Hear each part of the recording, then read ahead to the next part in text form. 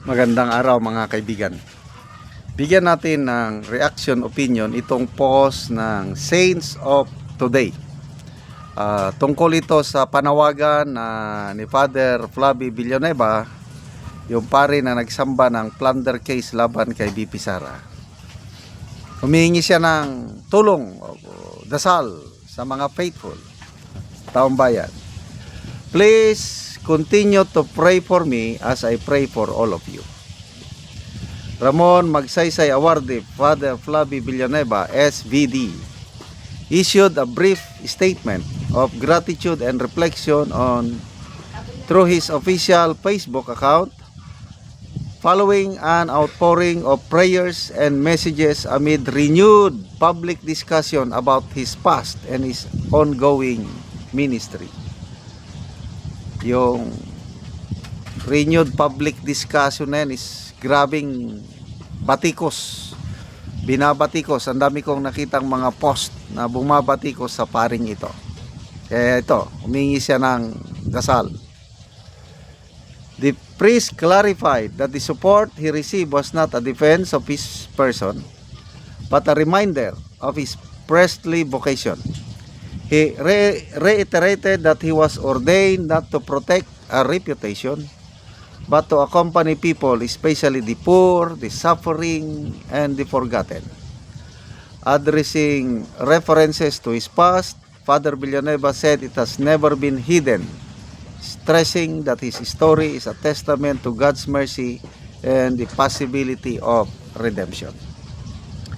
Father Villanueva emphasized that his work with grieving families, the homeless, the marginalized is not political, but priestly and rooted in the gospel.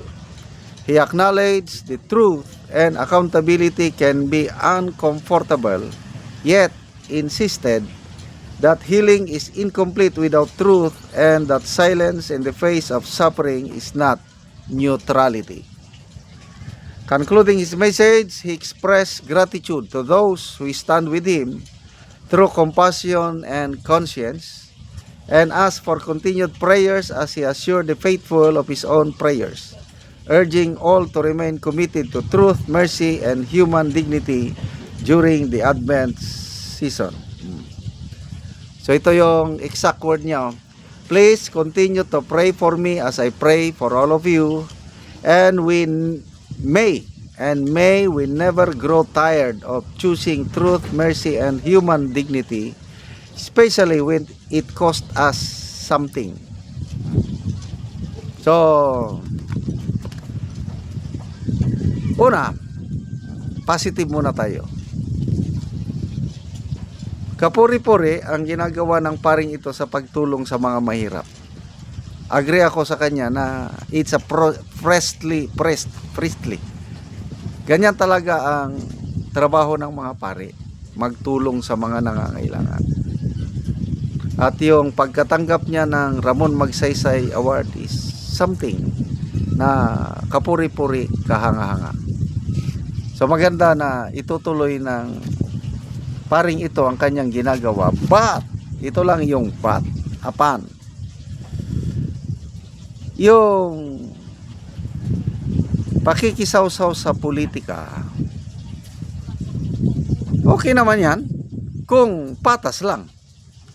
Kaya lang, ang tingin ko, hindi patas ang kanyang pakikisaw-saw sa politika. Yung pagsampa niya ng kaso laban kay BP Sara, okay lang yun.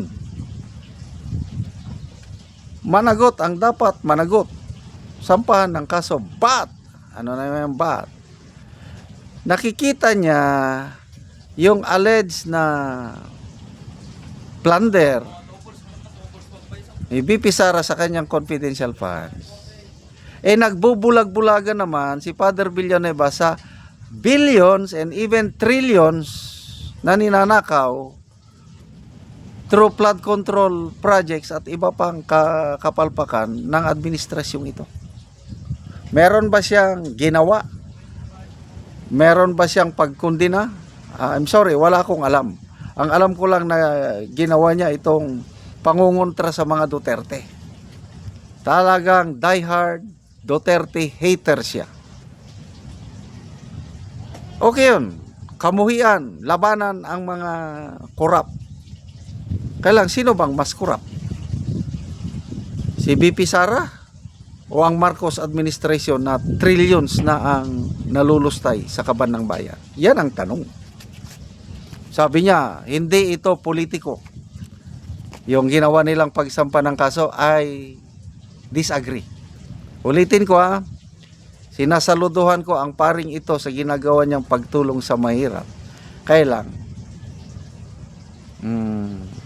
hindi maganda itong ginagawa niyang bias na pananaw niya sa politika dahil nagbulag-bulagan siya sa katotohanan. Ano yung katotohanan? Talamak ang korupsyon ng Marcos administration, wala siyang ginagawa. O di sampahan nyo rin ng kaso ang mga utak sa flood control scam na ito. Para patas lang. Kasi pare-parehas man lang na binibiktima nila ang taong bayan. Yun lang ang problema. Kaya binabati ko siya ng marami dahil sa perception na nagbubulag-bulagan si Father. Okay. So, dito tayo sa isinampang plunder case laban kay BP Sara. Sabi ni Attorney Guanzon, walang jurisdiction ang Office of the Ombudsman sa Vice President dahil impeachable officer. Ibig sabihin, hindi usad yung kaso na yun. Diyan lang, nakabinbin lang dun. Kasi, hintayin ng ombudsman na matanggal siya sa pwesto o matapos ang kanyang termino bago uusad yung plunder case na yun. So bakit sila nagsampa ng kaso?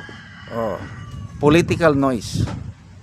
Para lang siraan si BP Sara. Yun ang pananaw ng mga bumabati ko sa kanya na nagpapagamit siya sa politika.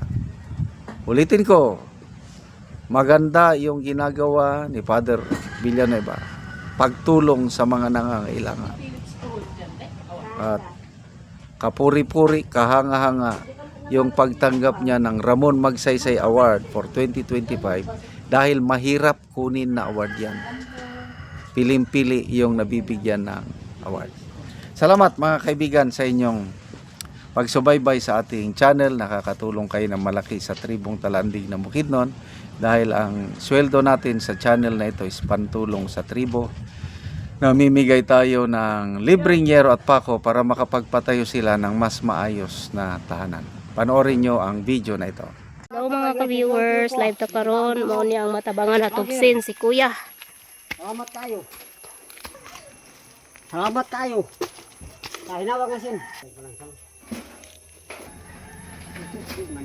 So si Kuya, so mani ang balay, ato pa niya. Salamat tayo. So mao ni ang balay ni Kuya nga atupan sa nahat gihatag sa iya nga yero.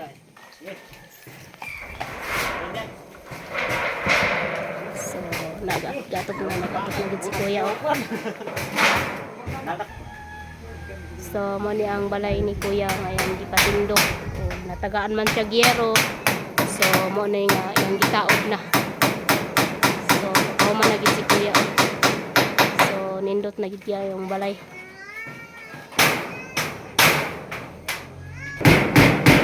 So nindot kayo kay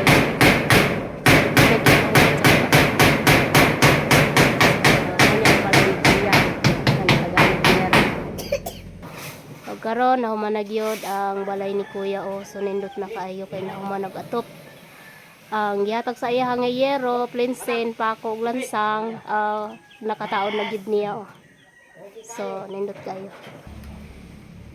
mana og karon Kuya unsay imong masulti nga natagaan kag yero.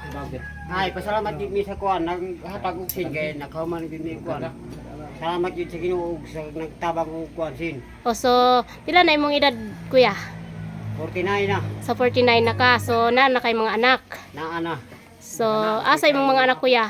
Nag-eskwela. So, nang-eskwela pa sila. So, unsa imong pangunabuhian Kuya? Nganong karon pa man maatupan imong balay? Kuan na gyud mag-uuma. So, mag-uuma lang ka Kuya. So, si kuya mag-uuma lang so dako kayang pasalamat kay natabangan siya og nakaatop siya sa iyang balay og yero. So salamat kaayo sa nagtabang ug sa nagtan-aw sa video. God bless.